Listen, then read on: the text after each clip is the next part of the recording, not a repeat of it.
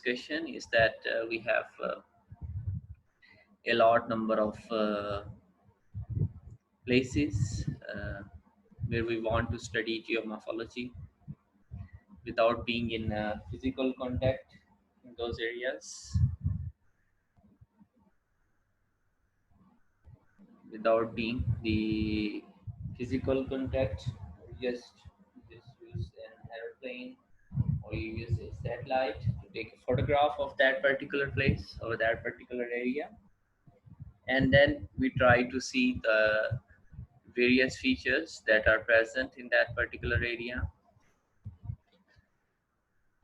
It is a very wide field, and if you guys pursue this as in your future career, it is very promising, especially in the developed countries, and maybe in future if we are doing some environmental studies, and if we are doing landslide studies, whatever studies you can name it, maybe flood studies to see the effects of floods in an area, and just to get a regional understanding of some particular place, we use satellite images and techniques of remote sensing, in which we use different filters to just to decipher various features and various landforms. And aerial photography and remote sensing has progressed over the last few years, and it has become a science in itself. There have been many journals and books that are available that you can go through and see the applications of remote sensing and aerial photographs in geomorphology. You guys need to remember that geomorphology science and geomorphology is the science of shape of the earth, the landforms that we studied. We studied various processes resulting from the wind, from the glaciers, from the waters, from the rivers as well, and also the coastal landforms. And now you are given a satellite image of a particular area, and then you want to see various features that are present in that particular area, and there are different techniques based on the relief and the color and sometimes the lithology. So whenever you are asking for a satellite image of a particular area, you need to mention your purpose, because there are three different techniques. Like once there are different stages. Stage number one is the acquisition of the data. The satellite normally takes the data. Then comes the next stage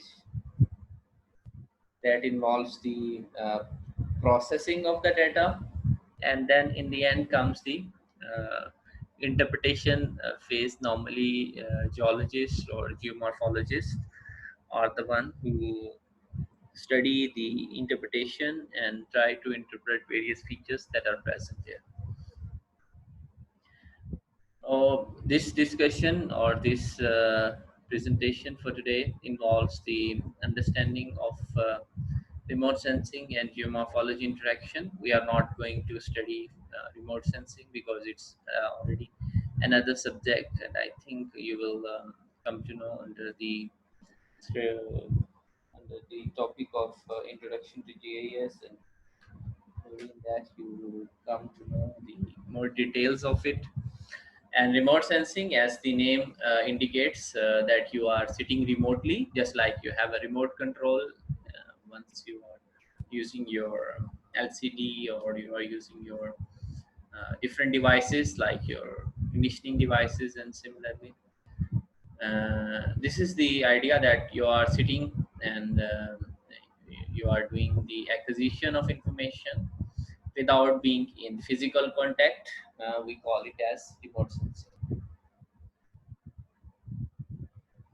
Remote sensing observations can be done from the aerial photographs, from the space platforms, as well, and it gives you the bird's eye view,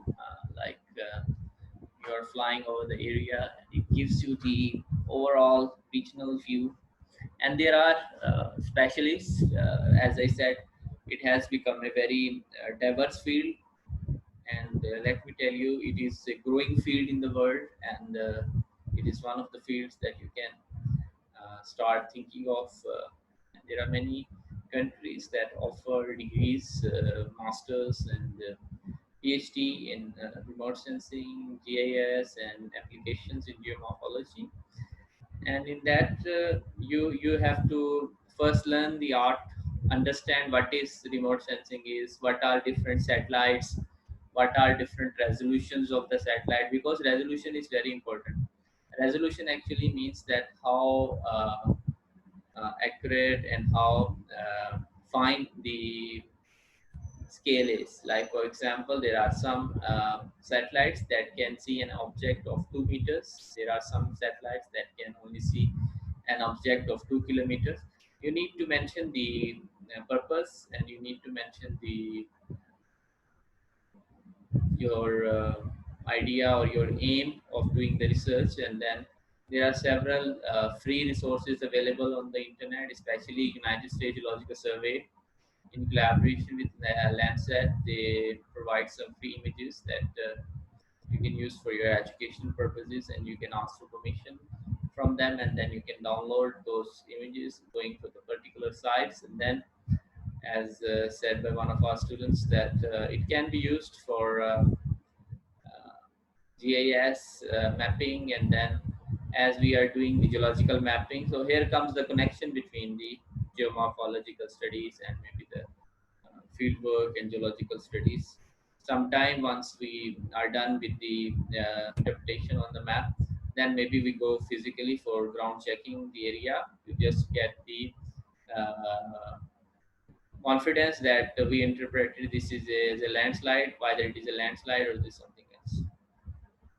We need to have a formal training. We need to have formal seminars, courses, workshops. As you guys know, during the uh, COVID-19 time all over the world, there are various workshops and courses that are available online. I suggest you guys you try to search, is there any course that is remote sensing and GIS and application to geomorphology. Just try to enroll, because most of these courses these days are online and are free of any charge for students. So you can register yourself there and try to understand and try to see what these techniques are and where the world is going these days. So, geomorphological studies, as you guys know, can be done through remotely, and we need to understand the scale of it. And there are various specialists, thematic specialists, who understand various themes, and you who understand various scales for geomorphology. And we can differentiate between the natural and man-made processes. So, remote sensing observations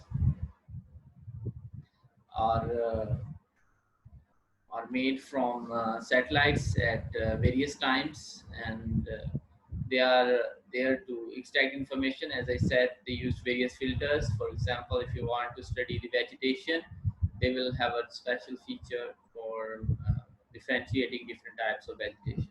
If you are interested to see the various types of soils, there are different tools that are available to understand various types of soils. And similarly, if you are interested to see various types of rocks, there are various tools that can guide you to understand various types of rocks. And then comes the you need to have a formal education in the field of remote sensing. And as you guys know, we have a recording of the satellite data that is recorded in the digital format, and you have to see the image in 2D, and then you use that 2D image in one of your softwares, easiest way to see how satellite images look, you can just install Google Earth on your PC, on your computer, and just try to zoom in and zoom out. I know few of your students are already familiar with Google Earth, so you can just try to see Sargodha or wherever city you are located. Just try to see how it look like from the satellite image, and how your features. Like if you are living in the mountains, just try to see how the mountains look like. Just try to uh, go through the Google Earth. It's very easy to install, and you can install it yourself, I think. That is also the geomorphological features directly from space. You can see them, and there are different satellites available around the world that are moving, and some of them are stationary, and some of them are weather satellites. Some of them are, as you see, the normally the weather conditions all over the world. We have various types of companies that are in agreement with various media groups that give you information about the weather, and some of the companies they also have made weather channels that just give you information on the changing condition, because you guys know these days there is a storm, there is a cyclone that is present in the Bay of Bengal, Bangladesh, and India. They are affected from it. So you can just try to see how it looks like on the satellite image. It is very important these days to see these type of regional phenomena and these type of threats to the uh, human life on different parts of the world. And aerial photographs and satellite images provide you the overlay, and it shows you the third dimension. As you can see here, we have few. These are not vertical aerial photographs. Remember, these are oblique. Maybe they are taken from a plane, and it's not.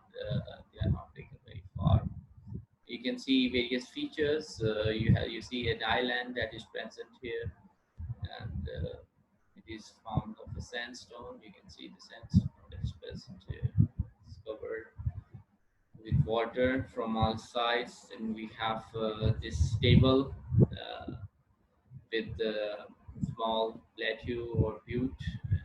You can see the the height of it as compared to the areas around. Similarly, we see the water that is coming in the topographic depression. Similarly, we have the snows of a hill that is coming in this direction. This is spine of the sandstones and projection. Then we have the zigzag coastal areas of this place that that shows you uh, cannulated shore, and it's not a uniform shoreline. Similarly, you can see fractures that are present in this shoreline. Similarly, in this one as well, you see a sloping rock, a sloping beach, and then you have water around it. And the end, we have a shore that is more like erosional shore. As you guys remember, the difference between the depositional and erosional shores. So here we have some of these examples.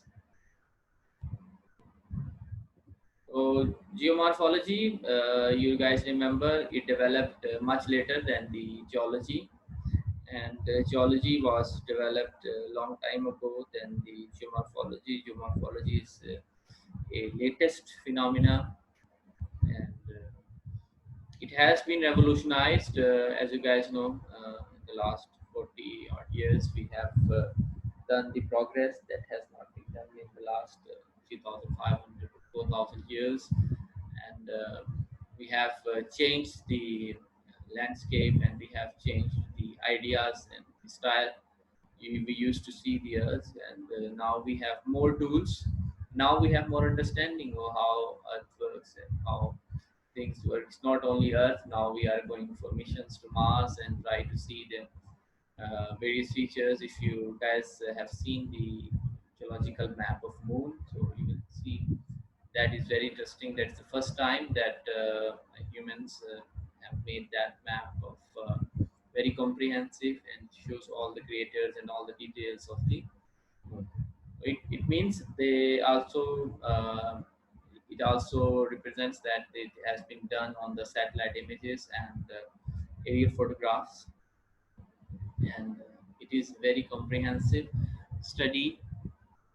Similarly, we have some natural processes that are responsible for various landforms at the surface of Earth. Like we have been, you guys have seen various features, a long list: erosional, depositional features of glaciers, of water, and for waves that are located on the shore.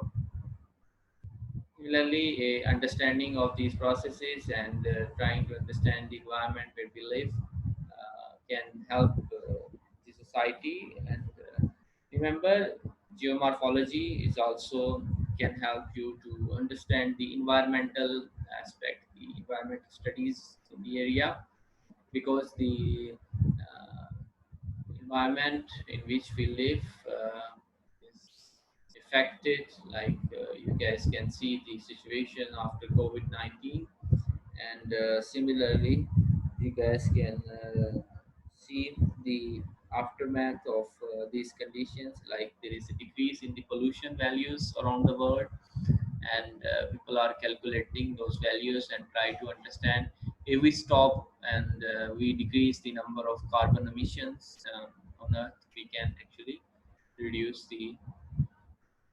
Oh, here we have another example. Here you can see